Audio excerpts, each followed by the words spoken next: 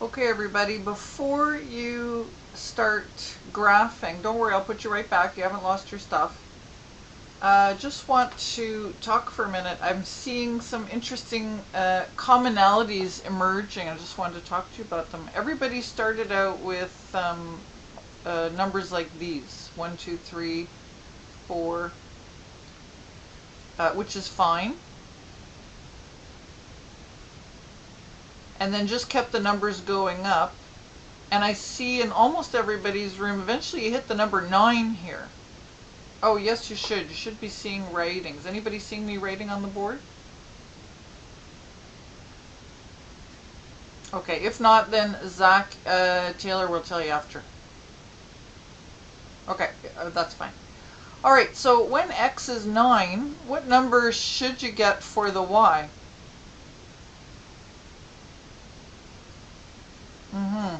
4. Notice anything?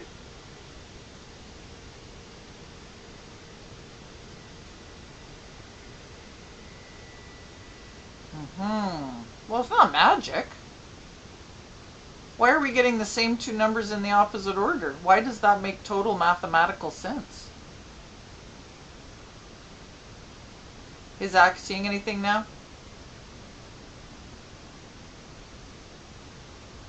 Okay, well, Zach, I'm just pointing out to everybody that if you've got the 0.49 in your table, you're also going to have 9,4. Yeah, exactly, because when you divide 36 by one number, you're going to get the other one, that they go together as a pair. So that must mean that somewhere down the line here, you're going to have an x of 12, and automatically, even without doing the math, what had you better get for your y? Exactly, exactly. So that's the first thing that I want to mention. Another thing I want to mention is that every single person, every single group, picked positive x's, which is fine. But is there anything wrong with having negative x's? No, they're quite possible too. So before you start graphing, make sure you include those negative x's in there. One other thing, how come nobody put 0? How come you didn't start with 0? Is it because I suggested that you start with 1? Or was there some other reason?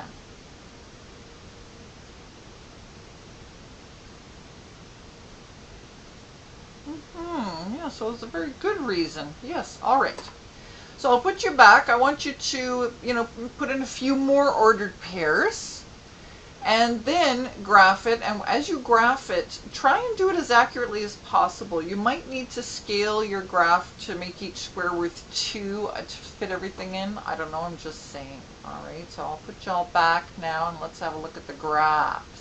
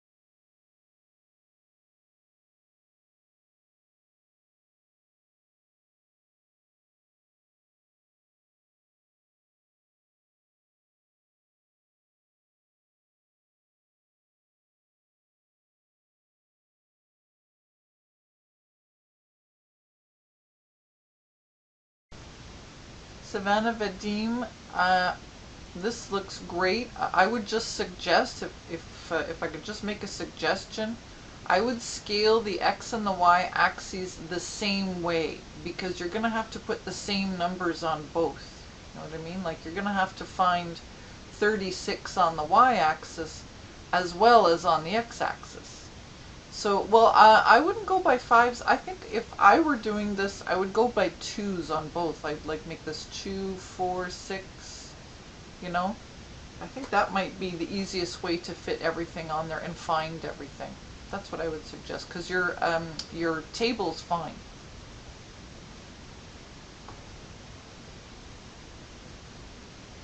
But, you know, what, like, I'm not saying you have to do this. It's up to you guys. Just thought I'd suggest.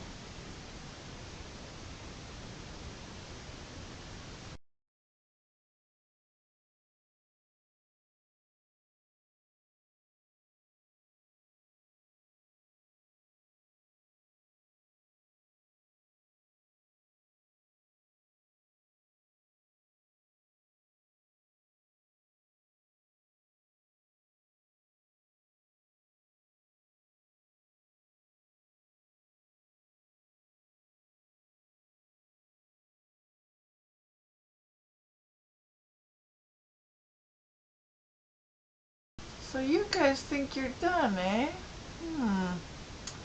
I'm seeing all of these points on your graph, but I do not see these points. Let's see a few of those, shall we?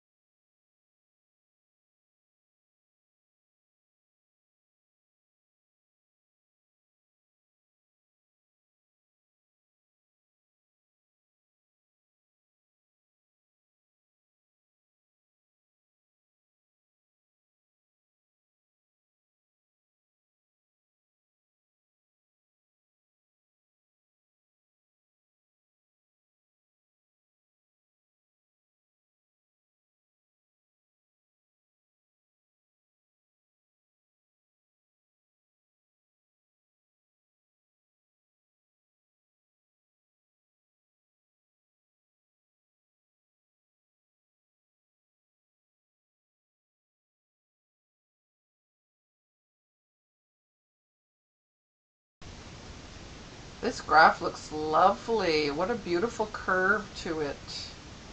If I might make a suggestion,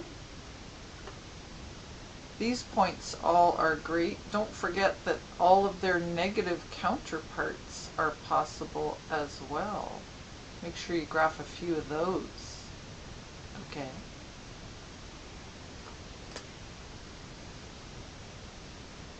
Did you guys hear me? Awesome. You could have pretended that you didn't, and then you wouldn't have had to do it. I'm just saying.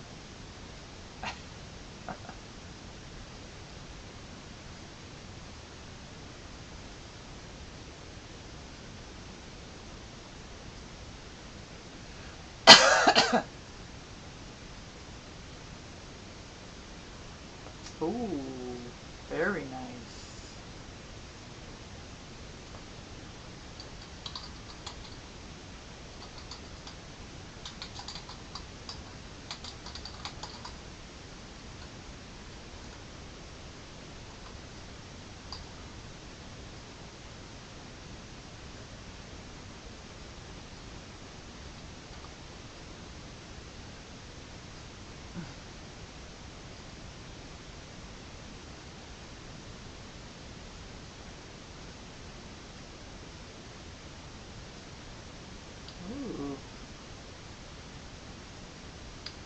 Very nice, guys. Very nice. So do you think your graph is right? Like, are you confident that it's all correct and accurate? Yeah, no, but it's a good one. Like, what do you notice about this function's graph? What would you know, what would you say distinguishes it from other graphs that you've done?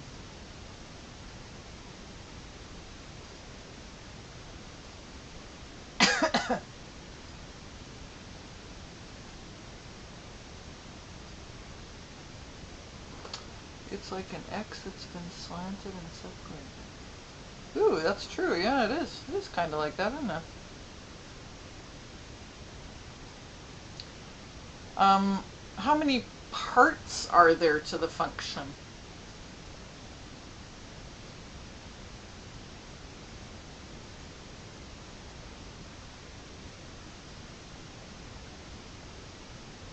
Well, put it this way. If you know how, like, if you wanted to draw a function with a pencil, like, let's say, you know, the absolute value function, you draw it in one piece, you know.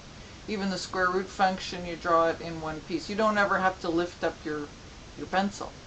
But you see, yeah, see, like, this one has two parts. Like, if you wanted to draw this, you'd have to do this and then lift up your pencil and jump over the y and the x-axis and then continue.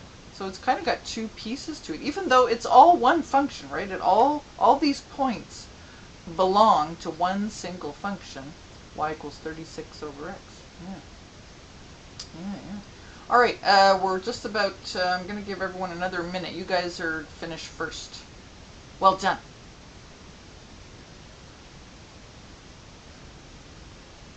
Okay, nice.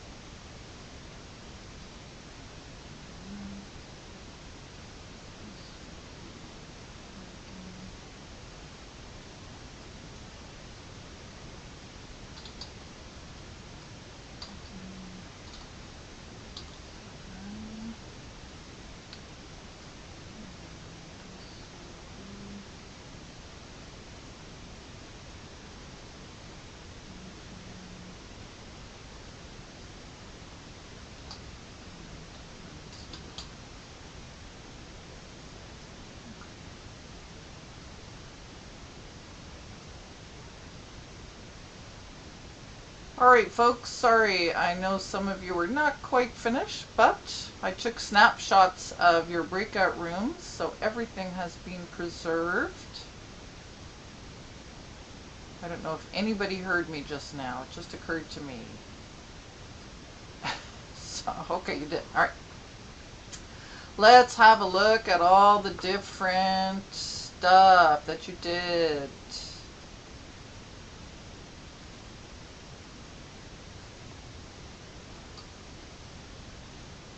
Oh, hang on. I just took snapshots. Where did I put them?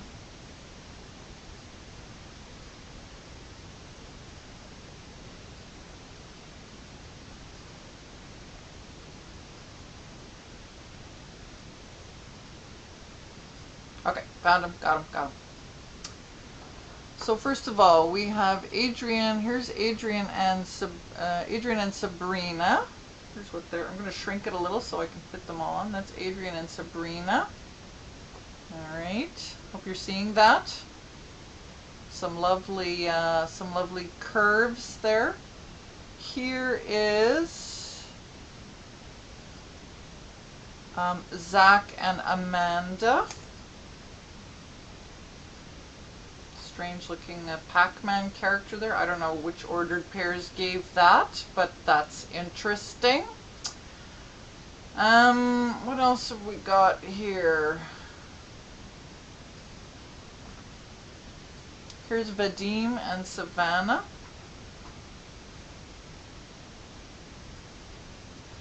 we go. Just arrange these so we can see everybody. All right. So, talk to me. What do you notice about this function that's sort of, either the same as other functions or different from other functions? It's got two parts to it, yeah. One function, but each one's got two parts. So Savannah and Vadim, you guys would have gotten, you were doing all the positive points, which is fine, but there would be the negatives as well. If you let x be -1, if I'll just borrow your table here, if you put a negative in front of the 1 here, your y would be a -36. So yeah, two parts. Have you guys ever seen a function before that had two parts to it, where you couldn't draw the whole thing in one piece? Or is this the first time you've seen something like this?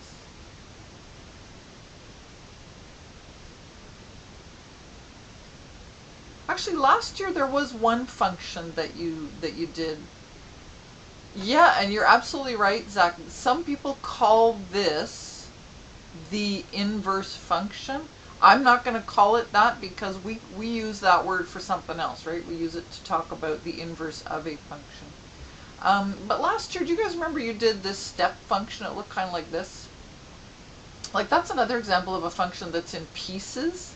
But I think that's the only other one you may have seen that was in pieces like this. Okay. Next thing, I want to talk about the numbers here.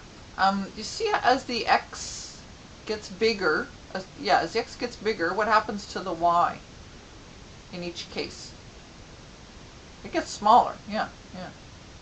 Okay. And another thing I want to point out is, I'm going to use this one here. For all of these ordered pairs, which number is bigger, the x or the y?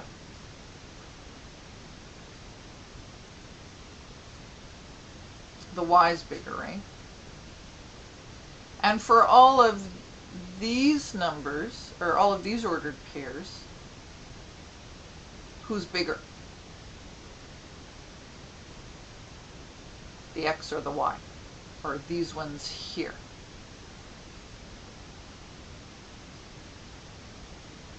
It's the x that's bigger, right? And what about this point right here? Everybody's got that. They're equal, yeah. And what's special about the number 6 and the number 36? What's the relationship between 6 and 36? That's right, Sabrina. Yeah, like the square root of 36 is equal to 6. That's what the definition of square root is, right? A number that you multiply by itself and you get 36. Yeah. What if you guys had graphed instead the function y equals 100 over x? What point would have been kind of right in the middle instead of 6, 6? 10 would have been involved, but it would have been the ordered pair 10, 10. Yeah. So that point is kind of like the, it's kind of the center, it's like before it, all of the y's are bigger, and after it, all of the x's are bigger. And that point, the textbook doesn't give it a special name. I think it's a very special point. I like to call that the turning point. Because if you look at your graphs, everybody look at your graphs, find that 0.66. Isn't that kind of where it turns? Do you see that? It's where it starts getting really close to the y-axis instead of the x-axis. Okay, I better let you guys go. We're just about out of time. Here's what y'all are going to do tonight. Good work, everybody. Fabulous work. Tonight, guess what there is for you? A little voice thread all about the basic rational function. And the basic rational function will be y equals 1 over x. And you'll see how it relates to 36 over x in a minute. So that's what you definitely have to do tonight. Savannah, you can if you want. It wouldn't be a bad idea for you to start your LES. At least start doing the parts that you can do. Because when you guys get to physics class, you're going to find out about your physics assignment. And you're not going to want to, you know, wait too long to start that either. And by the way, just so you know in advance, the physics thing, I am here to help you with the GeoGebra part of it. Okay, it's a physics thing officially, but I'm helping you if you need help with the GeoGebra. Oh, when is the LES due? Good question. December, the first Monday in December, which I think is December 1st. No, it's December 2nd. December 1st? Wait a minute. My calendar. I've got December 1st as a Sunday.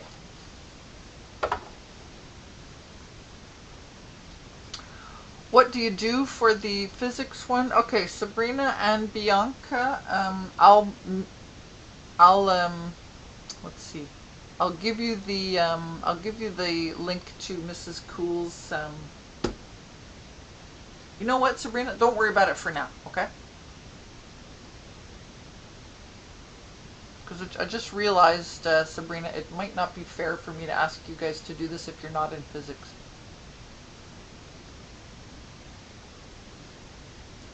Alright, I'll let you guys go. Have a great physics class. You're going to see a video that I made. You're welcome.